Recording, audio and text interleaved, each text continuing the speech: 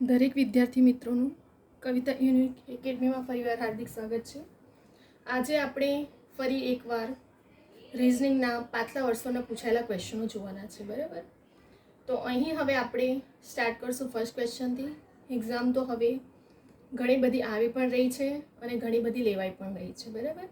તો આજે ફરી એકવાર આપણે એવા જ રિઝનિંગના ક્વેશ્ચનો જોવાના છે, જેથી કરીને તમારી જેટલી પ્રેક્ટિસ થશે, જેટલું તમે ટ્રીક મેથડ, બરાબર, શોર્ટ ટ્રીક તમને ખબર પડશે, એ પ્રમાણે તમને એક્ઝામમાં હેલ્પફુલ પણ થશે. તો અહીં આજે આપણે ફર્સ્ટ ક્વેશ્ચનો જોવાના છે. કેટલાક ક્વેશ્ચનો એવા હોય છે કે જે તમને એક્ઝામમાં જોતાં ઘણું લોંગ લાગે છે, બરાબર, અને તમે ત્યાં સ્કીપ કરીને આવતા હોય છે. પરંતુ આ લોંગ ક્વેશ્ચનમાં આ શોર્ટ તમારી ટ્રીક સમાયેલી છે, જે હવે આપણે આજે જોઈશું.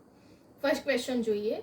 કામ મોડું કરવા બદલ કામદારને પ્રથમ દિવસે 200, બીજા દિવસે 250 અને ત્રીજા દિવસે 300 એમ દરરોજ 50 વધારીને પેનલ્ટી વસૂલ કરવાની શરત છે. જો આ કામ 10 દિવસ મોડું થાય તો કુલ દંડ કેટલો? હવે અહીં આપણને શું કીધું કે કામ મોડું કરવા બદલ પ્રથમ દિવસે કેટલા? 200, બીજા દિવસે 250, ત્રીજા દિવસે 300 એમ 50 વધારીને પેનલ્ટી વસૂલ કરવામાં આવે છે. અને જો કામ 10 દિવસ મોડું થાય છે તો દંડ આપણે શોધવાનું છે. તો અહીં આપણે ફર્સ્ટ તો મેં તમને આ પદ શોધવાનું અને સરવાળાની રીતે પણ મેં સૂત્રની રીતે તમને શીખવાડ્યું છે, બરાબર? તમે મારા વિડીયો જોજો, સ્પેશિયલ 2 વિડીયો ફોર્મ્યુલા પર પણ બનાવ્યું છે, જે એક્ઝામમાં પૂછાય છે. તો ફર્સ્ટ આપણે શું શોધવાનું છે? 10 દિવસ મોડું થાય તો ટી 10 દિવસ મોડું a+n-1 કૌંસ પૂરો ડી. એ એટલે પ્રથમ પદ કેટલા? 200 અને n એટલે જે પદ આપણે શોધવાનું છે 10 દિવસનું એ ડી એટલે ડિફરન્ટ. દરરોજના કેટલા થાય છે? 50 થાય છે. હવે 200 + 10 - 1 કરો તો 9 થાય અને ડિફરન્ટ કેટલું? 50, બરાબર? કેમ કે 50 વધારીને કરવામાં આવ્યું છે એટલા માટે. તો 200 અને 50 નવા 450. તો 200 + તમે 450 કરશો એટલે કેટલા આવશે? 650 આવશે. હવે આપણે સરવાળાની રીતે શોધવાનું કે આ આપણને 10 દિવસનું મળ્યું, પરંતુ હજુ કુલ દંડ શોધવાનો બાકી છે. તો SN = n દૂત્યાંશ A + L. આ 1 નથી, L છે, બરાબર? જે આપણે 10 દિવસનું શોધ્યું એ. n એટલે 10 દિવસનું શોધવાનું છે છેદમાં 2. એ એટલે પ્રથમ પદ કેટલા છે?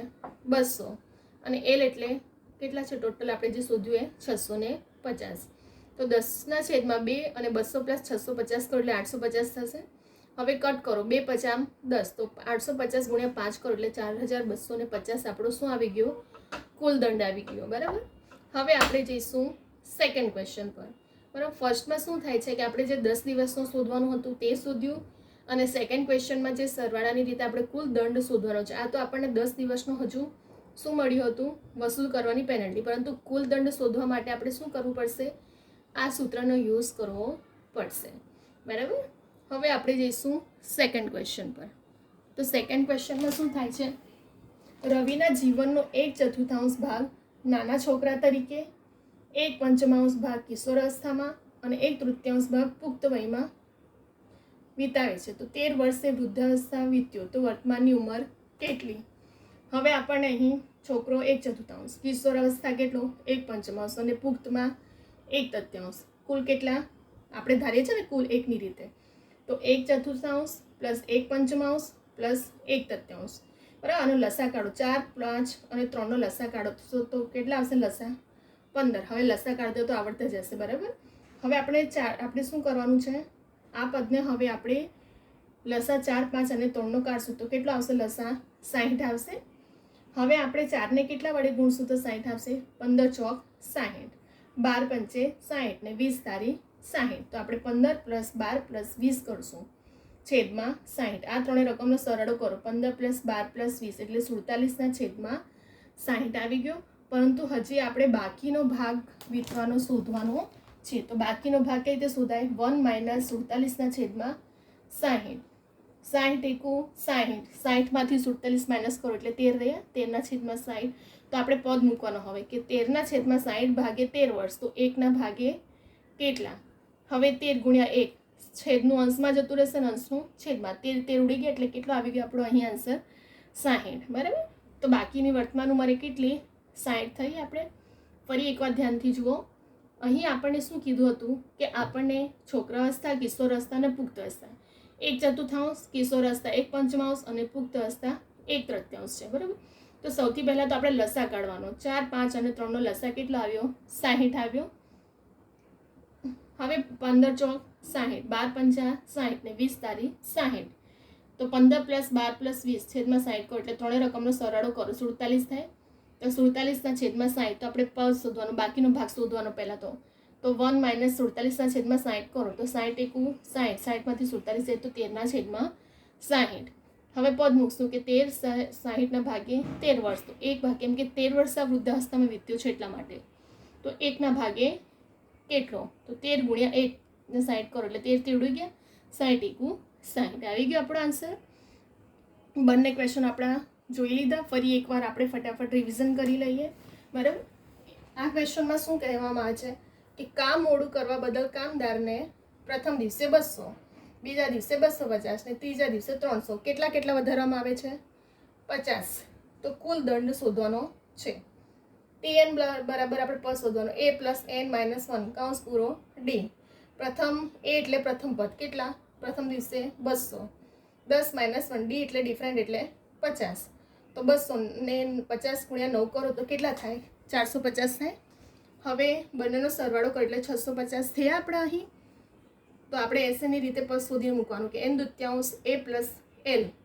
n એટલે પદ આપણે જે શોધવાનું છે 10 દિવસનું A એટલે પ્રથમ પદ કેટલા? 200 અને L એટલે 650. કટ કરતાં આપણને કેટલું મળી ગયો આન્સર? 4250. એવી જ રીતે બીજા ક્વેશ્ચનમાં શું થાય છે કે આપણને 3 અવસ્થાનું શોધવાનું છે કીધું છે અને 13 વર્ષે વૃદ્ધાવસ્થા વીત્યો તો વર્તમાનની ઉંમર શોધવાની કીધી. તો સૌથી પહેલાં તો 4 ઉંમર અવસ્થાનું શું કરવાનું? 1/4, 1/5 ને 1/3 લસા કાઢો 60 આવી ગયા. પછી મેં જે રીતે તમને કીધું શોધવાનું 15 ચોક 60, 12 પંચા 60 ને 20 તારી 60. ત્રણેય રકમનો સરવાળો કરો 47 છેદમાં 60 આવી જશે. તો બાકીનો ભાગ 1 - 47 છેદમાં 60 કરો એટલે 13 છેદમાં 60 આવી ગયા. 60 × 60, 60માંથી 47 જાય તો 13. તો 13 60માં ભાગે 13 વર્ષ, તો 1ના ભાગે કેટલો? 13 × 1 × 60 કરો છેદમાં 13, અંશનું છેદનું અંશમાં ફેરવાઈ જાય. 13 × 13 ઉડી ગયા એટલે 60 આવી ગયા હશે. અહીં આપણા બંને ક્વેશ્ચન આપણે જોઈ લીધા, બરાબર. હવે કેટલાક સ્ટુડન્ટ્સને બરાબર ક્યાં કન્ફ્યુઝન થયું હોય તો ક્લિયર થઈ ગયું. આપણે રિવિઝન પણ જોઈ લીધું. તમે આનો સ્ક્રીનશોટ પણ લઈ શકો છો, બરાબર. અને આ વિડીયો તમને ગમે તો લાઈક કરો, કમેન્ટ કરો, તમારા દરેક સ્ટુડન્ટ વિદ્યાર્થી મિત્રોને પણ શેર કરો, જેથી કરીને દરેક સ્ટુડન્ટ સુધી આ વિડીયો પહોંચે, બરાબર. અને આપણી કવિતા યુનિક એકેડમી ઇન્સ્ટાગ્રામની આઈડી પણ છે. એના પર તમને કોઈ ક્વેરી ક્વેશ્ચન હોય તો એમાં પણ તમે મને મેસેજ કરીને પૂછી શકો છો. અને ખાસ કરીને સબસ્ક્રાઈબ કરવાનું ભૂલતા નહીં, કેમ કે આ ચેનલ પર ડેલી રેકોર્ડેડ લેક્ચર પણ મૂકવામાં આવે છે અને કેટલીક ઇન્ફોર્મેશનો જોબ રિલેટેડ પણ મૂકવામાં આવતી હોય છે. તો તમને ડેલી અપડેટ મળતી રહે એના માટે સબસ્ક્રાઈબ કરવાનું ભૂલતા નહીં, બરાબર. એક્ઝામ હવે પાસે છે. આપણું જેટલું સોલ્યુશન પાછલા વર્ષોના ક્વેશ્ચન કરશું એટલું તમને વધારે પ્રેક્ટિસ પણ થશે, ટ્રીક ખબર પડશે, મેથડ ખબર પડશે, ન્યૂ સ્ટુડન્ટને ખબર પડશે કેવા ટાઈપના ક્વેશ્ચનો પૂછાયા છે, બરાબર. તો હવે આપણે નેક્સ્ટ વિડીયોમાં બીજા બધા ટોપિકો સાથે પણ આવશું, બરાબર. અને જે આપણા ડેલી અપડેટ આ ચેનલ પર કરવામાં આવે છે રેકોર્ડેડ લેક્ચરના, એ પણ થોડું ધ્યાન રાખજો, બરાબર. હવે અહીં આપણે વિડીયોને સ્ટોપ કરી રહ્યા છીએ.